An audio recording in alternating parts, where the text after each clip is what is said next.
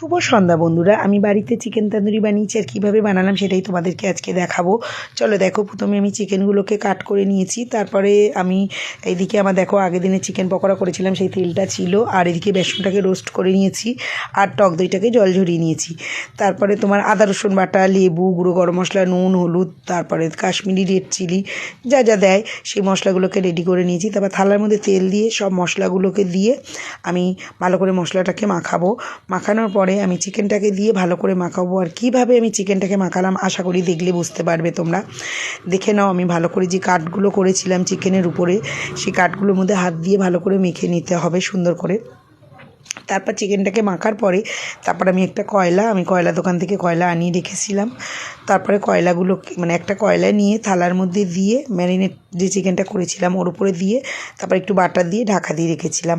তারপরে কি করলাম নেক্সট ভিডিওতে তোমরা দেখতে পারবে। বাই বন্ধুরা।